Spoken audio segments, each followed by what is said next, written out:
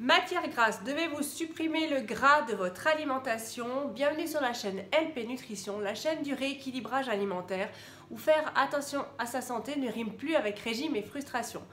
Vous aimez cette chaîne? Je vous invite d'ores et déjà à liker, à vous abonner, à activer la cloche des notifications pour recevoir tous mes conseils santé et ateliers cuisine saine et gourmande dans votre boîte mail.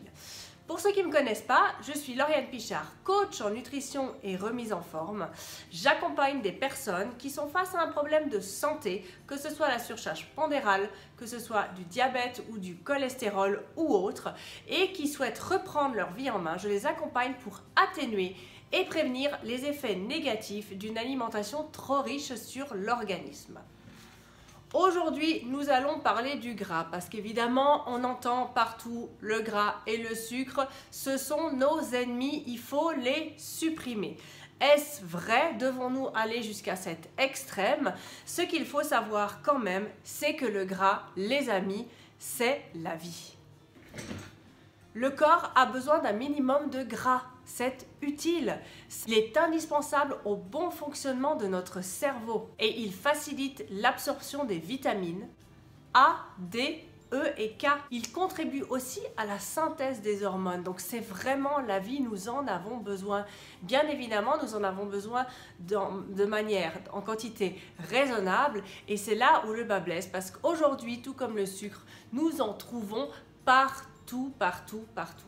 Donc, il faut vraiment redevenir maître de son alimentation et arriver à doser ce gras. Donc là, je vous dirais non, on ne supprime pas le gras de son alimentation.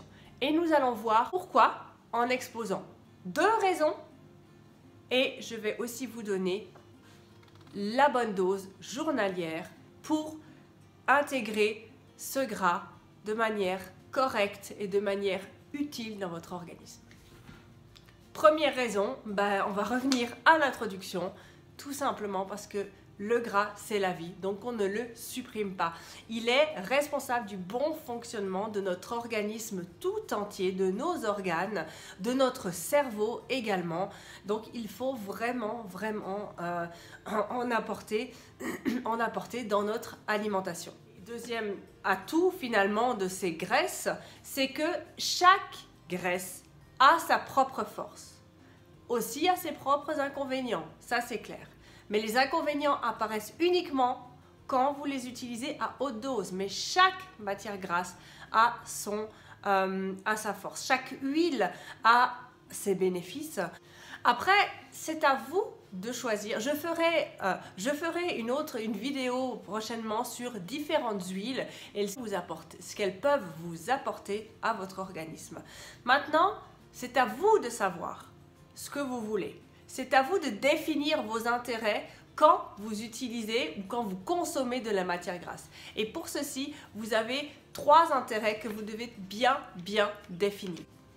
Premier intérêt et première question qu'il faut vous poser quand vous utilisez une matière grasse, quel est son intérêt nutritionnel? Et pour ça, il suffit d'un petit peu connaître les aliments, de faire un petit effort, de regarder un petit peu. Par exemple, l'huile de colza, l'huile de noix, l'huile de sésame. Toutes celles-ci, toutes ces huiles vous apportent chacune un intérêt nutritionnel, vous apportent quelque chose pour votre santé. Et du coup, vous pouvez jongler avec toutes ces huiles sans problème. Après, focalisez-vous aussi sur l'apport énergétique, donc l'apport calorique. Qu'est-ce qu'elles vont vous apporter? Si vous désirez si vous désirez que la matière grasse ne compose pas une grande partie de votre finalement apport calorique dans la journée, vous réduisez ces matières grasses.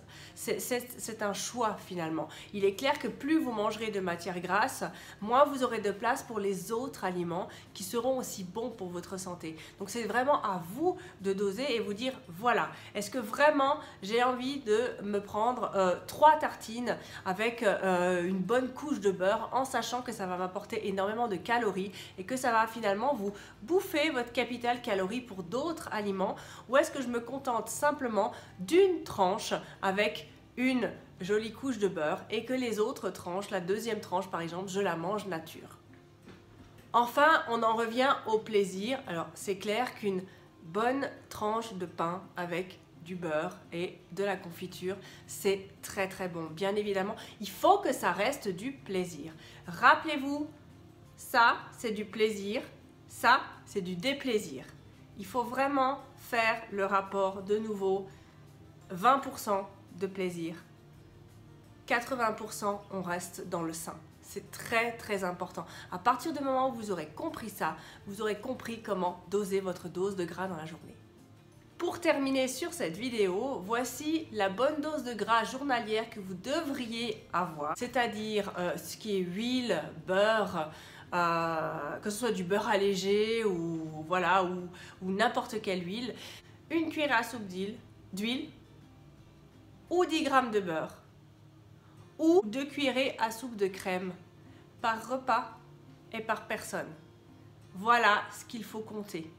Ce qui compte quand on parle du gras et quand on parle du sucre, c'est de doser. À partir du moment où vous dosez, vous n'aurez aucun problème. Cette vidéo est maintenant terminée. J'espère qu'elle vous aura plu, qu'elle vous aura apporté des éclaircissements. Vous voyez que nous pouvons faire entrer absolument tout dans notre alimentation. Un petit truc encore, c'est qu'il faut quand même être conscient, c'est que le beurre ou la margarine, ce sont des acides gras saturés.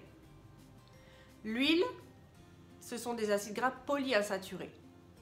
Qu'est-ce que cela veut dire? Ça veut dire que le beurre, vous allez le faire fondre, d'accord?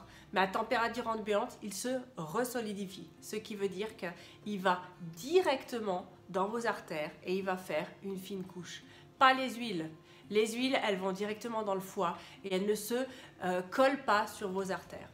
Donc vraiment, essayez de privilégier les acides gras polyinsaturés et pas saturés. Mais de toute façon, ce qui compte, c'est le dosage. Voilà, cette vidéo est maintenant terminée.